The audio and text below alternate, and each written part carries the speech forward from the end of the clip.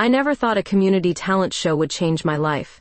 Hell, I was only there because the Knoxville Arts Council needed a judge with cultural credibility, whatever that means. At 58, I judged everything from whiskey competitions to barbecue contests. But watching amateur singers butcher jazz standards wasn't exactly my idea of a Tuesday night well spent. The community center smelled like burnt coffee and desperation. Local wannabes paraded across the makeshift stage, each more tone-deaf than the last. I sipped my bourbon from a plastic cup and tried to look engaged while internally calculating how many more acts I'd have to endure. Then she walked on stage, blonde hair catching the harsh fluorescent lights, blue eyes scanning the sparse audience before landing on me. She wore a simple black dress that somehow looked expensive, and when she spoke into the microphone, her voice had this smoky quality that made me sit up straighter. I'm Esme Morris, and I'll be singing Autumn Leaves.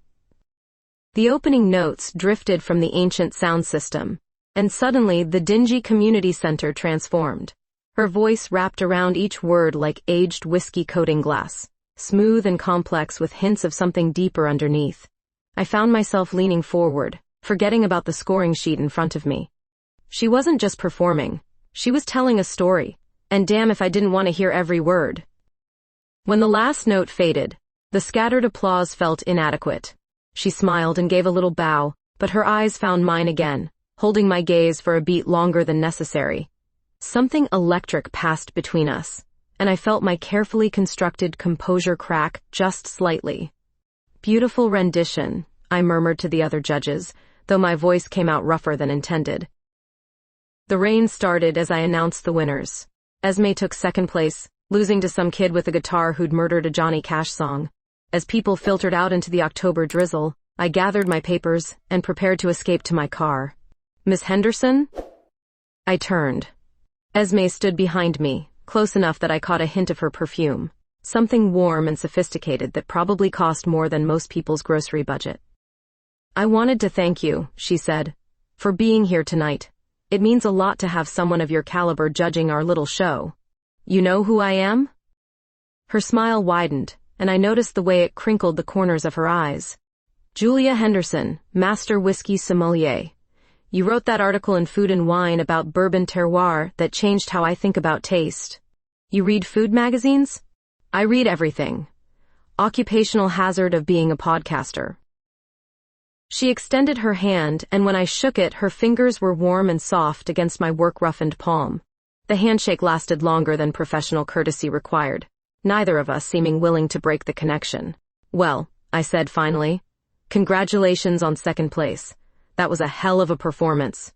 Thanks. Maybe we'll run into each other again. In Knoxville? Probably inevitable. She laughed, a sound like good bourbon burning smooth down your throat. I hope so. Outside, the autumn rain had intensified, turning the parking lot into a maze of puddles reflecting the streetlights. I should have walked away. Should have gotten in my car and driven home to my quiet house and my carefully ordered life. Instead, I stood there watching Esme Morris walk to her car, wondering why a simple song had left me feeling like I'd been turned inside out.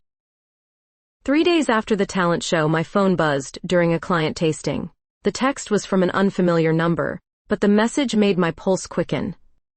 Hi Julia, this is Esme Morris from the talent show. I host a podcast called Knoxville Stories and would love to interview you about your work. Are you available for coffee this week?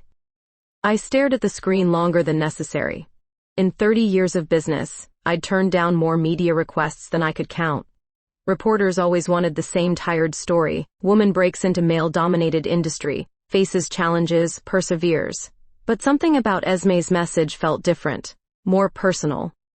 Against my better judgment, I texted back. Thursday, 10 a.m. Remedy Coffee on Market Street. Perfect. Looking forward to learning about your passion for whiskey? The word passion stuck with me. Most people asked about my expertise or experience. Nobody ever mentioned passion. Thursday morning arrived crisp and clear, autumn painting the downtown streets in shades of gold and crimson. I arrived early, claiming a corner table where I could watch the door. When Esme walked in, she looked different from the polished performer I'd seen on stage. Jeans, cream-colored sweater, hair pulled back in a messy bun that somehow looked effortless and elegant. "Julia?" She approached with 2 coffee cups. "I took the liberty of ordering you a bourbon barrel-aged cold brew. Seemed appropriate." "Thoughtful," I said, accepting the cup. Our fingers brushed during the handoff, and I felt that same electric current from Tuesday night. She settled across from me, pulling out a small recorder and notebook. "Mind if I record? I like to focus on the conversation rather than scrambling to take notes." "Go ahead." But instead of jumping into questions, she leaned back and studied me with those blue eyes. "You seem different than I expected." "How so?" "More approachable. Less intimidating than your professional photos suggest." I laughed despite myself. "Those photos are meant to sell whiskey, not make friends." "And which Julia am I talking to today?" The question caught me off guard. When was the last time someone asked me that? I'm not sure yet. For the next hour, Esme asked questions that surprised me. Not about breaking barriers or industry challenges, but about the moment I first tasted truly exceptional whiskey, about how smell and memory intertwine, about the poetry of aging and patience. "Tell me about your tasting room," she said, leaning forward. "I drove by yesterday. It looks like a sanctuary." "It is, in a way. Would you like to see it?" "Right now?" I nodded, already standing. Something about her curiosity felt genuine, not the surface-level interest of most journalists. The Heritage Whiskey Room occupied the ground floor of a converted Victorian mansion downtown. Exposed brick walls lined with bottles, leather chairs arranged around tasting stations, afternoon light streaming through tall windows. I'd designed it as a temple to the craft, a place where whiskey could be appreciated properly. "This is incredible," Esme breathed, running her fingers along the mahogany bar. "How long did this take to build?" 2 years. Every detail matters. I selected a bottle from the top shelf. "Want to try something special?" I should mention I'm not much of a whiskey drinker. Perfect. No preconceptions to overcome. I poured 2 small measures of 20-year-old single malt, sliding one across to her. "Don't sip yet. Just inhale." She closed her eyes, breathing in the amber liquid's complex aromatics. When she opened them, her expression had changed, become more focused, almost reverent. "Now taste, but don't swallow immediately. Let it coat your tongue." She followed my instructions, and I watched her face transform as flavors unfolded. Surprise, then recognition, then something deeper. "Oh," she whispered. "I understand now." "Understand what?" "Why you do this. It's not just about the whiskey, is it? It's about the moment when someone discovers something beautiful they didn't know existed." Our eyes met across the tasting bar, and the air between us seemed to thicken. She was right, of course. That moment of discovery, of sharing something precious with someone who could appreciate it, was exactly why I'd built this place. "You should come back," I heard myself saying. "For the podcast, I mean. We could do a proper tasting segment. I'd like that." She gathered her things, but lingered near the door. "Julia?" "Yeah?" "Thank you for sharing this with me. Not just the whiskey, but..." She gestured vaguely at the room, at the space between us. "This." She kissed my cheek goodbye. A brief press of lips that left me standing frozen long after she'd gone. The scent of her perfume lingered in the air, mixing with whiskey and possibilities I wasn't ready to name. The podcast recording sessions started the following week. Esme arrived every Wednesday at 3, armed with research questions that went deeper than surface-level whiskey facts. She wanted to understand the soul of what I did, the philosophy behind the craft. "Tell me about failure," she said during our second session, adjusting her headphones. "Every master has stories about things going wrong." I found myself sharing stories I'd never told anyone. The batch of experimental bourbon that turned to vinegar. The client meeting, where I'd been so nervous, I'd spilled whiskey down the front of my white shirt. The year I almost gave up and went back to corporate consulting. "But you didn't," Esme said, leaning forward in her chair. "What kept you going?" "Stubbornness, mostly, and the belief that good whiskey deserves passionate advocates. Like you. Like me." Her smile was warm, encouraging. I think passion is underrated in our culture. We're taught to be practical, sensible, but without passion, what's the point? These conversations became the highlight of my week. Esme had a gift for asking questions that made me think, made me examine my own motivations in ways I hadn't done in years. She listened with her whole body, taking notes but never breaking eye contact, making me feel like the most interesting person in the world. After our third recording, she lingered as I packed up the microphones. Julia, can I ask you something personal? Shoot. Do you ever get lonely, living this focused life, being so dedicated to your craft? The question hit me unexpectedly. Sometimes. But loneliness is better than settling for the wrong company. How do you know if it's wrong? I looked at her, really looked. She was sitting cross-legged in the leather chair, afternoon light catching the gold in her blonde hair. Something in her expression suggested this wasn't just casual curiosity. I guess you know when something feels right, I said carefully. When being with someone enhances who you are instead of diminishing it. Yes, she whispered. Exactly. The air between us shifted, became charged with something unspoken. I busied myself with cable management, trying to ignore the way my pulse had quickened. Our fourth session ran long. We'd been discussing the patience required for aging whiskey when Esme suddenly asked, "What about personal patience? Waiting for the right moment, the right person?" "Some things can't be rushed," I said, aware that we weren't really talking about whiskey anymore. "But how do you know when the moment is right?" I met her eyes across the small recording table. "Sometimes you don't. Sometimes you have to trust your instincts." The recording ended, but neither of us moved to pack up the equipment. The silence stretched between us, heavy with possibility and fear. "Julia," Esme said finally, her voice barely above a whisper, "I think I'm falling for you." The words hung in the air like smoke. I should have said something professional, something about boundaries and appropriate relationships. Instead, I found myself studying her face, the way vulnerability made her eyes brighter, more intense. "Esme, I know this is crazy. I know you probably think I'm just some confused woman going through a divorce, but I've never felt this way about anyone, man or woman." She stood up, moving around the table until she was standing in front of my chair. Her hands were shaking slightly as she reached out to touch my face. "Tell me to stop," she whispered. But I couldn't. When she leaned down and pressed her lips to mine, every rational thought fled my mind.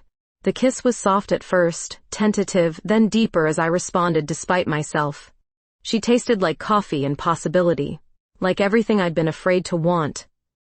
When we broke apart, we were both breathing hard. Esme's eyes were wide with shock at her own boldness. "Damn," I breathed. "I'm sorry, I shouldn't have." "Don't apologize." But even as I said it, reality was crashing back. The age difference, the professional relationship, the fact that I built my entire life around carefully controlled independence. What the hell was I doing? "I should go," I said, standing abruptly and nearly knocking over my chair. "Julia, wait." But I was already grabbing my jacket, fleeing the room like a coward. Behind me, I heard Esme calling my name, but I didn't stop until I reached my car. My hands were shaking as I started the engine, and I could still taste her on my lips. At 58, I thought I was done with surprises, done with the terrifying exhilaration of wanting someone. But Esme Morris had just turned my carefully ordered world upside down with a single kiss, and I had no idea what to do about it. For 2 weeks, I lived like a ghost in my own life. Every morning I told myself I'd call Esme, explain why I'd run out like some spooked teenager. Every evening I poured myself 3 fingers of bourbon and stared at her number in my phone until the screen went dark. The whiskey consultancy became my refuge. I threw myself into work with desperate intensity, accepting every client meeting, every tasting event, anything to keep my mind occupied. But even surrounded by the familiar comfort of oak and amber, I couldn't escape the memory of her lips, the way she'd whispered my name. My phone buzzed constantly with her calls. I let them all go to voicemail, though I listened to every message at least 3 times. "Julia, it's me. I know you're avoiding my calls, and I understand why. Can we please just talk?" "Hi. It's Esme again. I'm not going to keep harassing you, but I need you to know that I don't regret what happened. I hope someday you won't either." This is my last message. I'm sorry if I made you uncomfortable. You're an incredible woman, and I'm grateful for the time we shared. That final voicemail broke something inside me. The resignation in her voice, the way she'd already written us off as a mistake. Maybe she was right. Maybe I was just a midlife crisis for a recently divorced woman figuring out her sexuality. But damn if it didn't hurt. The Henderson Group's monthly whiskey appreciation evening was held at the downtown Marriott, a corporate event I'd organized dozens of times before.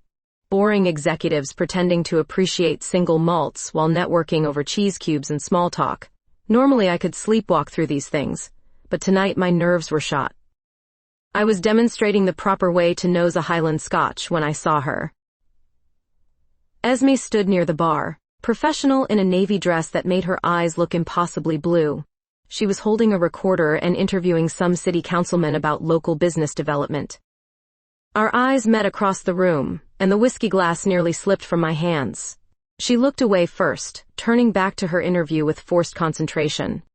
But I caught the slight tremor in her voice, the way her smile didn't quite reach her eyes. Miss Henderson? My client was staring at me expectantly. You were saying about the finish? Right, the finish. I fumbled through the rest of the tasting, hyper-aware of Esme's presence 20 feet away. She was here for work, obviously. Her podcast covered local events, and this was exactly the kind of thing she'd report on. When the formal tasting ended, I busied myself packing up bottles and supplies. Maybe I could slip out without another awkward encounter, pretend this whole situation would resolve itself if I just ignored it long enough. Julia. Her voice was quiet, professional. I turned to find her standing behind me, recorder tucked away, press smile replaced by something more guarded. Esme working tonight? Always. Mind if I ask you a few questions about the event? For the show? Of course. This was safer ground, the familiar territory of professional interaction. What do you need to know? She asked standard questions about the Henderson Group's community involvement, about whiskey education and local economic impact. I gave standard answers, both of us maintaining careful distance despite standing close enough that I could smell her perfume. Thank you, she said when we finished. I'll email you if I need any clarification for the piece. Sure. That's fine. She turned to leave, then stopped. Julia? Yeah? I'm rescheduling our podcast recording. I think it's better if we keep things professional from now on. The words hit me like cold water, professional, safe. Exactly what I should want. Probably for the best, I managed. Right. Well, have a good evening. She walked away without looking back, leaving me standing alone with my half-packed supplies and the growing realization that I'd just let something important slip through my fingers. 2 days later, Ivy Green ambushed me at my tasting room. My oldest friend in Knoxville burst through the door like a red-headed hurricane, her green eyes flashing with the kind of righteous anger that usually meant someone was about to get an earful. What the hell is wrong with you? She demanded, planting herself in front of my desk. Good morning to you too, Ivy. Don't smart-mouth me. I'm opening my new restaurant next month, and I need both of you to collaborate on the whiskey pairing menu, but apparently you two can't be in the same room without acting like teenagers. My stomach dropped. Both of who? You and Esme, obviously. She's doing a feature on local restaurants, and I want Henderson whiskey pairings for my grand opening menu. This should be simple, but she gets all weird when I mention your name, and you're sitting here looking like someone stole your dog. Ivy, it's complicated. Bullshit. You're both adults. Whatever happened between you, figure it out. I'm not letting personal drama ruin my business launch. She slammed a folder on my desk. Menu tasting is Thursday at 7. Both of you will be there, and you'll act like professionals. Or else. Or else what? Or else I'll tell everyone in town about that time in college, when you got so drunk you tried to seduce your economics professor's wife at the department party. I groaned. You wouldn't. Try me. After she left, I stared at the menu folder for a long time. Ivy's new restaurant represented everything she'd worked for, and she deserved my full attention and expertise. If that meant spending an evening with Esme, pretending everything was normal, then that's what I'd do. Even if it killed me. Thursday night arrived with the first real chill of autumn. Ivy's restaurant, Harvest, occupied a converted warehouse in the Arts District, all exposed brick and Edison bulbs creating the kind of atmosphere that food critics would call rustic elegant. I arrived early, hoping to get settled before Esme showed up. No such luck. She was already there, sitting at the chef's table with her notebook and that damn recorder, looking perfectly composed in dark jeans and a burgundy sweater that made her skin glow. She glanced up when I entered, nodded politely, then returned to her conversation with Ivy about seasonal ingredients. "Julia!" Ivy appeared at my elbow with a wine glass. "You made it. Ready to create some magic?" Let's get this over with. The tasting menu was ambitious. 5 courses designed to showcase local ingredients alongside carefully selected whiskeys. My job was to recommend pairings that would complement rather than compete with the food. Esme's job was to document the process for her podcast feature. We worked in careful choreography, maintaining professional distance while Ivy flitted between us like a nervous mother hen. The braised short ribs paired beautifully with a smoky Islay scotch. The bourbon pecan tart sang alongside a wheated Kentucky straight. "This is incredible," Esme said after tasting the 3rd course. "The way the whiskey opens up flavors in the food, it's like they're having a conversation." "That's exactly right," I found myself saying, forgetting to maintain distance. Good pairing isn't about matching flavors, it's about creating dialogue between them. For a moment, our professional masks slipped. She smiled, the genuine one that crinkled her eyes, and I felt that familiar flutter in my chest. "Ladies, I need to check on the kitchen," Ivy announced. "Keep tasting, keep talking. This feature is going to put Harvest on the map." She disappeared, leaving us alone with half-empty glasses and the weight of everything unsaid. "You know," Esme said carefully, "we're pretty good at this collaboration thing when we're not being idiots." "Are we being idiots?" "You ran away after kissing me back. I'd say that qualifies." The directness caught me off guard. "Esme, I'm 58 years old. I don't do complicated." "What makes you think I'm complicated?" "You're going through a divorce. You just discovered you're attracted to women. You're looking for answers I can't provide." She set down her glass and turned to face me fully. "You think you know what I'm looking for? I think you're confused about what you want. Try me." The challenge in her voice made me look at her. Really look. Her blue eyes were steady, no trace of the uncertainty I'd expected to find there. "I want you," she said simply. "Not as some experiment or midlife revelation. You, the woman who talks about whiskey like it's poetry, who built something beautiful from nothing, who's so afraid of getting hurt that she'd rather run than risk feeling something real. You don't know me.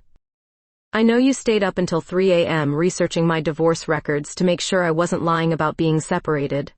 I know you've listened to every episode of my podcast from the last 2 years. I know you bought a bottle of the whiskey we tasted together, and you drink it when you're thinking about me." My mouth fell open. "How could you possibly—" "The liquor store clerk is my neighbor. Small town, Julia." Heat flooded my cheeks. She was right about everything, and we both knew it. Later, after Ivy returned and we'd finished the professional part of the evening, the 3 of us found ourselves lingering over the last pours of whiskey. The restaurant had closed, staff had gone home, and we sat in the warm glow of pendant lights like old friends. Except Esme had been drinking steadily, and her professional composure was starting to crack. "You want to know something funny?" she said, swirling bourbon in her glass. "I've been attracted to women since college. Roommate situation that got complicated. But I convinced myself it was just experimentation, you know? Easier to marry the nice guy and play the part everyone expected." I felt Ivy tense beside me. This wasn't the casual revelation of someone who'd had too much to drink. This was years of suppressed truth spilling out. 20 years of marriage, Esme continued. 20 years of wondering what if.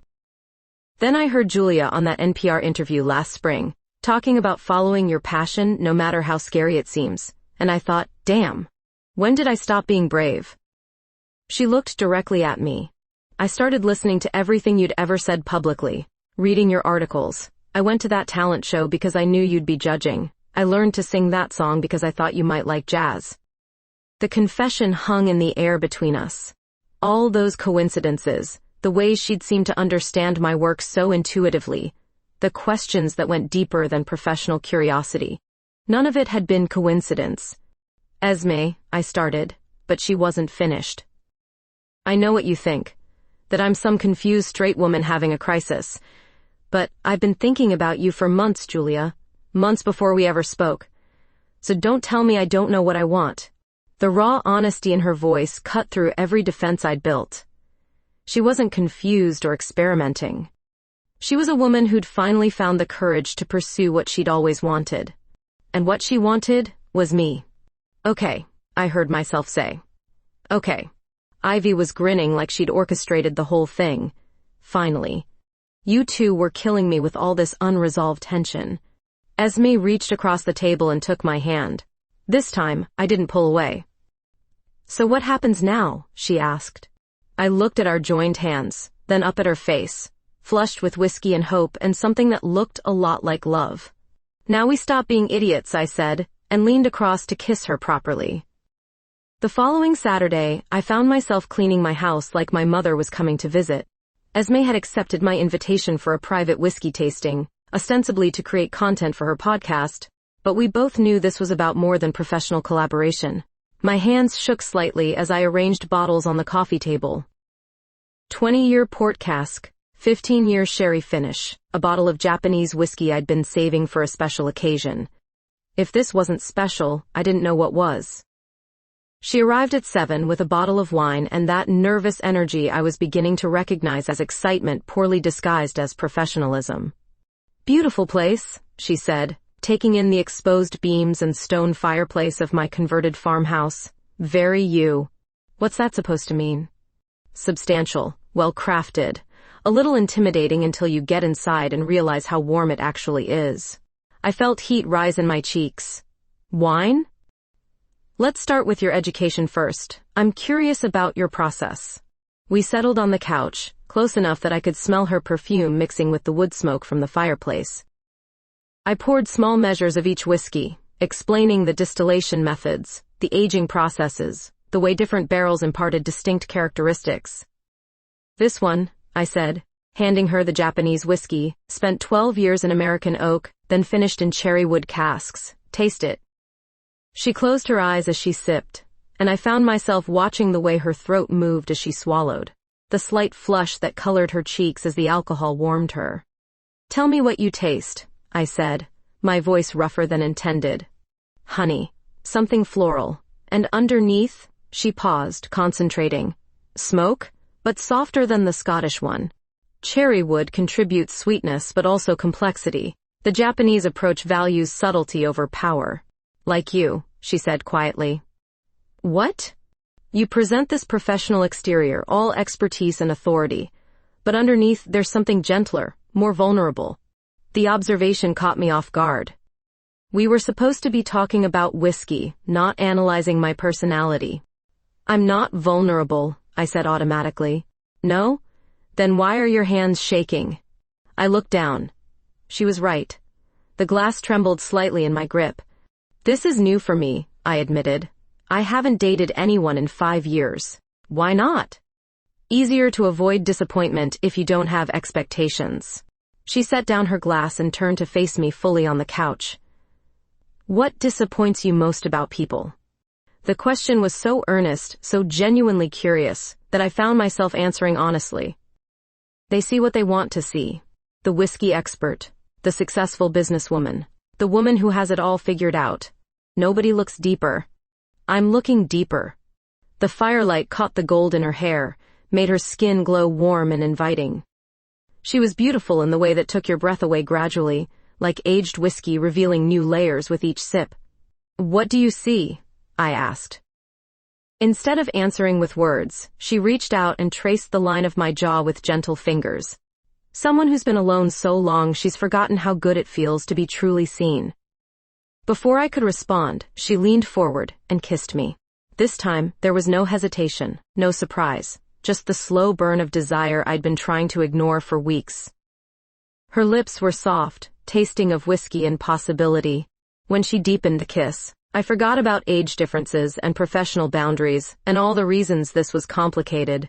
There was only the warmth of her mouth, the way she sighed my name against my lips. We broke apart, breathing hard, foreheads touching. "Stay," I whispered. "Are you sure?" Instead of answering, I stood and took her hand, leading her toward the bedroom. We moved together with the careful urgency of two people who'd been thinking about this moment for far too long. Clothes disappeared slowly, punctuated by kisses and whispered endearments. When she pressed me back against the pillows, her hair falling like silk across my skin, I understood what I'd been missing all these years.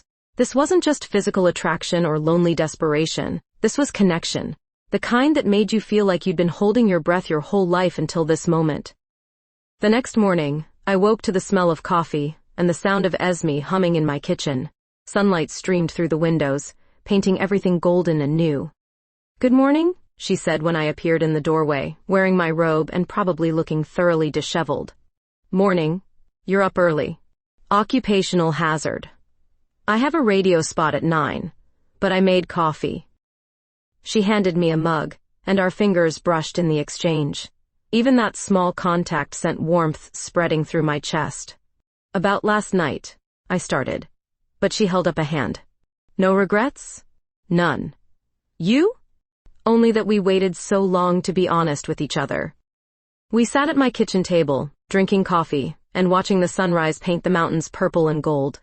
It felt domestic in the best way, natural and right despite how new this was. "So what happens now?" she asked, echoing her question from Ivy's restaurant. "Now we figure it out as we go. No pressure, no expectations. Just see where this takes us." She smiled, the real one that made my heart skip. I liked the sound of that. But even as I said the words, part of me wondered if I was being naive. This felt too good, too easy. In my experience, things that seemed perfect usually came with complications you didn't see coming.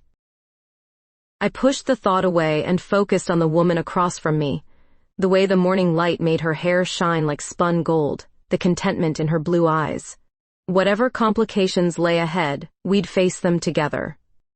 The secret dating phase lasted 6 weeks. 6 weeks of stolen evenings at my farmhouse, of professional podcast recordings that turned into make-out sessions, of learning each other's rhythms like a carefully choreographed dance.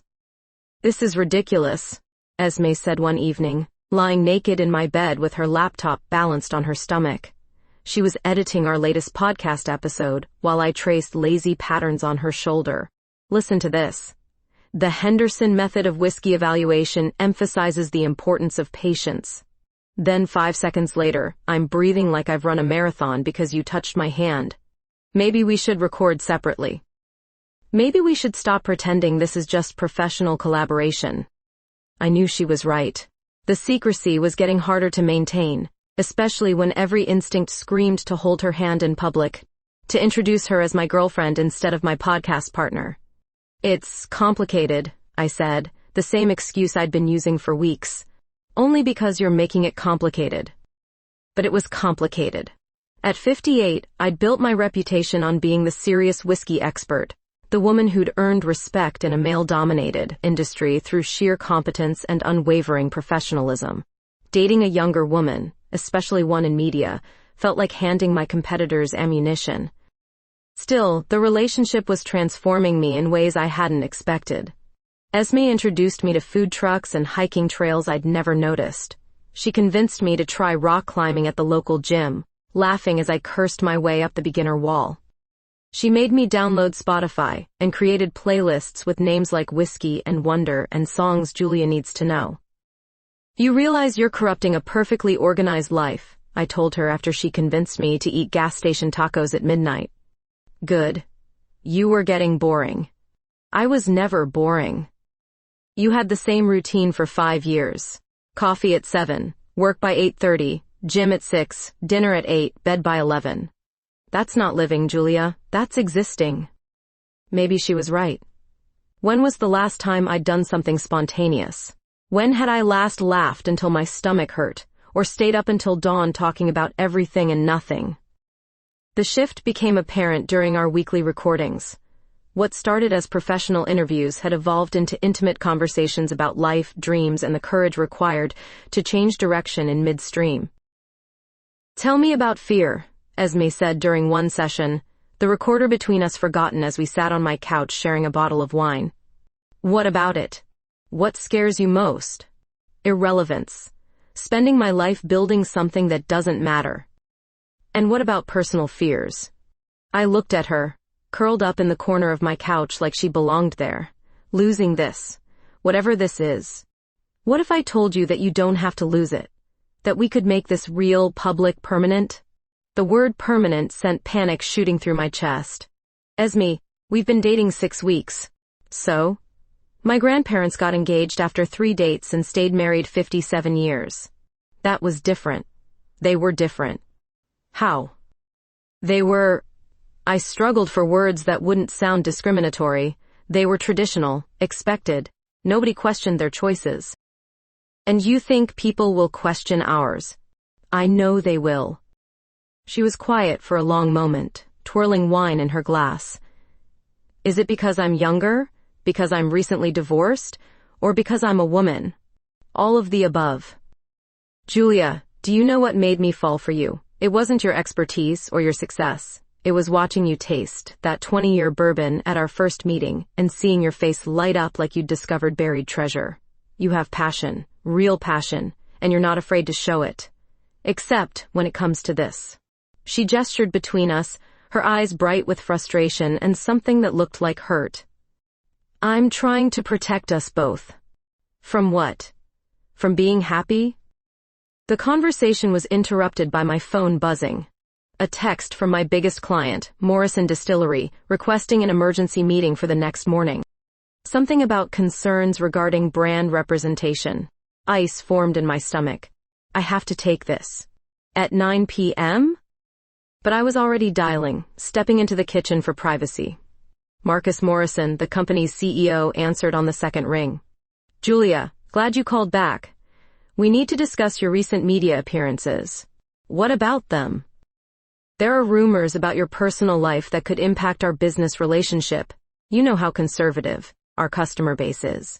Rumors? About you and that podcaster. Look, what you do privately is your business, but Morrison Distillery has a reputation to maintain. We can't be associated with anything that might alienate our core demographic. The words hit like physical blows. Someone had seen us together, or maybe Esme had mentioned our relationship on social media. Either way, my worst fears were coming true. Marcus, my personal life has never interfered with my professional performance. I'm sure that's true, but perception matters.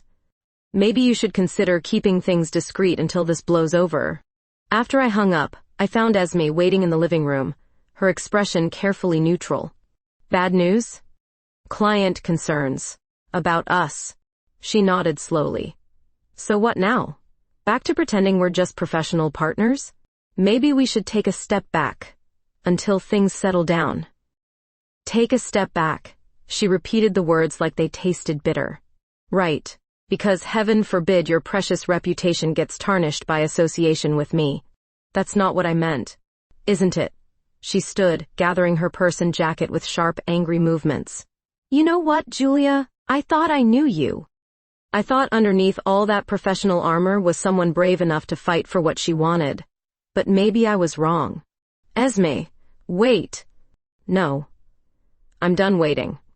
When you decide whether I'm worth the risk, you know where to find me. She left without looking back, and I stood in my empty living room surrounded by wine glasses and the lingering scent of her perfume, wondering how everything had fallen apart so quickly. Outside, autumn rain began falling against the windows, matching the storm brewing in my chest. The Marcus Morrison meeting happened in his downtown office, all mahogany and intimidation tactics designed to remind consultants of their place in the food chain. I sat across from his desk in my best power suit, trying to project confidence while my stomach churned with anxiety. Julia, I'll be direct. Our social media team found photos of you with Esme Morris at various locations around town, holding hands, kissing. Our board is concerned about how this association might affect our brand image. He slid a tablet across the desk. The photos were grainy but unmistakable.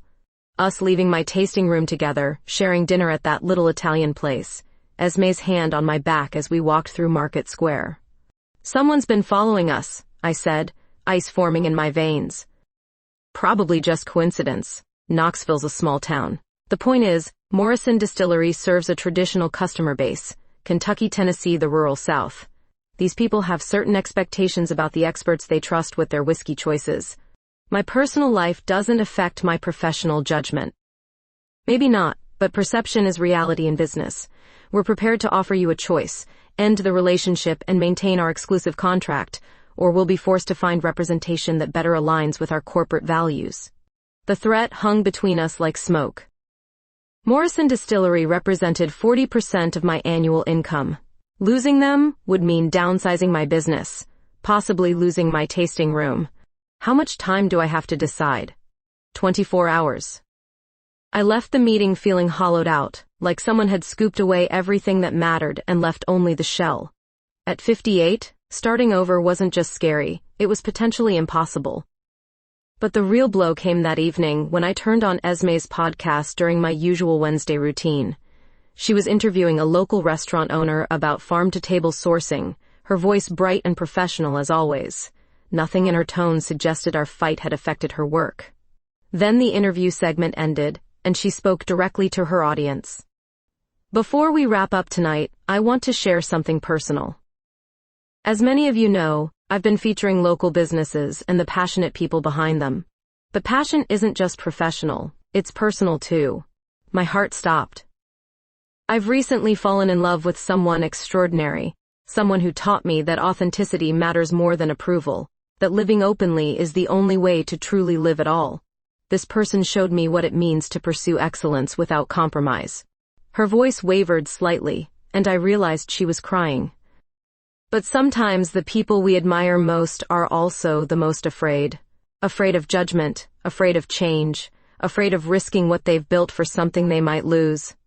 I understand that fear, but I also know that love requires courage. Real love, transformative love, demands that we choose each other over comfort. I sat in my car outside the studio, engine running, listening to her voice crack with emotion. So tonight I want to say publicly what I should have said weeks ago. Julia Henderson, if you're listening, I love you. Not despite your fear, but through it. You're the most remarkable woman I've ever known, and I'm tired of pretending otherwise. The silence that followed felt deafening. Then she cleared her throat and continued with her normal closing segment, professional mask sliding back into place. I sat there for 20 minutes, tears streaming down my face, before I found the courage to walk into the building. The receptionist looked surprised to see me. Miss Henderson, the show ended 10 minutes ago. Is she still here? Studio B. But I think she's packing up. I found Esme coiling cables with mechanical precision, her face carefully composed. She looked up when I entered, and for a moment neither of us spoke. That was quite a show, I said finally. Did you come here to tell me I've ruined your reputation? Because if so, you're too late. I already did it myself. No. I came to tell you that I heard what you said. And? I took a shaky breath. And I came to tell you that you're right. About all of it. I have been afraid of risking everything I've built for something I might lose. So, what changed? Sitting in that parking lot, listening to you put your career on the line to defend us, I realized I've been asking the wrong question. Instead of asking what I might lose, I should be asking what I'm losing by not fighting for this. She set down the cable she'd been holding. What are you saying? I'm saying Marcus Morrison can take his contract and shove it. I'm saying that if 40 years of building expertise and reputation can't survive me falling in love with an incredible woman, then maybe it wasn't worth building in the first place. Julia, I'm saying I love you too. And I'm sorry it took me so long to find the courage to say it publicly. She crossed the small studio in 3 steps and kissed me hard, pouring weeks of frustration and longing into the contact. When we broke apart, we were both crying. So what happens now? She asked, her familiar question loaded with new hope. Now we figure out how to build something together. A life, a business, whatever it looks like when 2 stubborn women decide to stop being afraid. Even if it means starting over?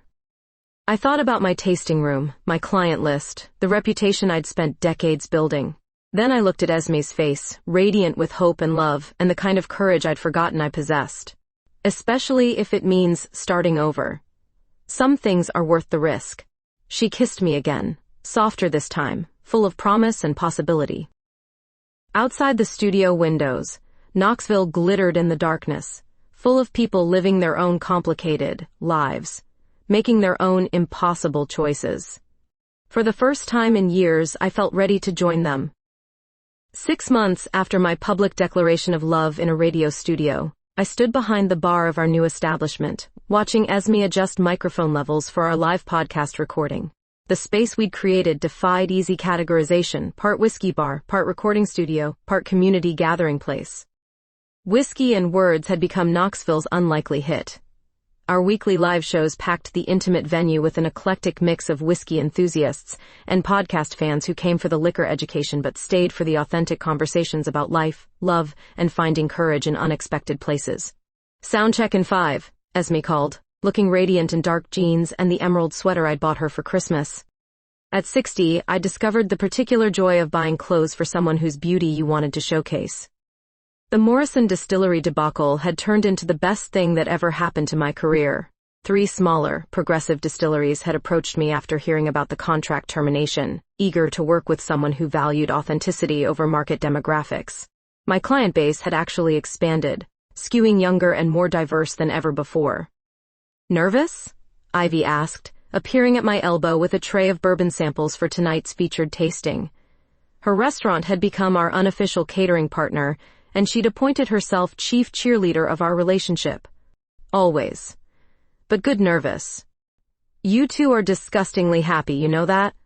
I grinned, watching Esme laugh at something our sound engineer said. "I know." The audience began filing in, regulars who knew to arrive early for good seats, newcomers drawn by word-of-mouth recommendations, and tonight, a few faces I didn't recognize. Industry people maybe. We'd been getting attention from food and beverage publications lately. "Ladies and gentlemen," Esme's voice carried across the room as she took her place at our custom bar height podcast table. "Welcome to Whiskey and Words, where we explore the stories behind the spirits and the courage it takes to live authentically." I joined her at the table, pouring samples of tonight's featured bourbon while she handled the introductions. This ritual had become as natural as breathing, our professional chemistry enhanced rather than complicated by our personal relationship. "Tonight we're featuring a small batch bourbon from Virginia's Blue Ridge Distillery," I said, warming to my favorite subject. "But before we dive into tasting notes, Esme has a story to share." She smiled, that private smile that was just for me. "Actually, Julia has the story tonight." My heart skipped. We hadn't discussed any deviation from our usual format. "1 year ago," she continued, "I sat in this exact spot and told our audience about falling in love with someone extraordinary, someone who taught me that passion and authenticity matter more than approval." The audience was completely silent, sensing something significant was happening. Tonight, on our first anniversary of going public with our relationship, that extraordinary woman has something to ask me. The room spun slightly as I realized what was happening. Esme's eyes were bright with tears and anticipation, and suddenly I understood why she'd insisted I wear my best blazer tonight. With shaking hands, I reached into my jacket pocket and pulled out the small velvet box I'd been carrying for 2 weeks, waiting for the perfect moment that had apparently arrived without my planning. "Esme Morris," I said, my voice catching as I opened the box to reveal the vintage Art Deco ring I'd found at an estate sale. "You turned my carefully ordered life upside down in the best possible way. You taught me that love isn't about finding someone who fits into your existing life, but about creating something entirely new together." She was crying now, not caring that we were live on air with 50 people watching. "Will you marry me?" "Yes," she whispered, then louder, "Yes." The audience erupted as I slipped the ring onto her finger. She pulled me across the small table to kiss me, and for a moment I forgot we were broadcasting live. Forgot about the crowd, forgot about everything, except the woman in my arms who'd had the courage to fight for us when I was too scared to try. When we broke apart, the applause was deafening. Ivy was sobbing at the bar, our sound engineer was grinning behind his equipment, and random strangers were wiping their eyes. Well, Esme said into her microphone, voice shaky with emotion. I guess we should celebrate with some exceptional bourbon. Best idea you've had all night, I managed, pouring generous measures for both of us. As the formal show continued, I caught glimpses of our future. Morning coffee shared over podcast prep, traveling together to distilleries for research, growing old while debating the merits of different aging techniques. It would be complicated sometimes, messy definitely, but real in ways I'd never imagined possible. Later, after the last audience member had congratulated us and headed home, Esme and I sat alone in our empty bar, sharing a nightcap of the same Japanese whiskey we'd tasted on our first real evening together. Any regrets? She asked, admiring the way her engagement ring caught the ambient light. Only that it took me 58 years to figure out what I wanted. And what's that? I looked around our space, at the exposed brick walls lined with carefully curated bottles, at the recording equipment that had become tools for building community rather than just content, at the woman whose courage had made all of this possible. All of this. You.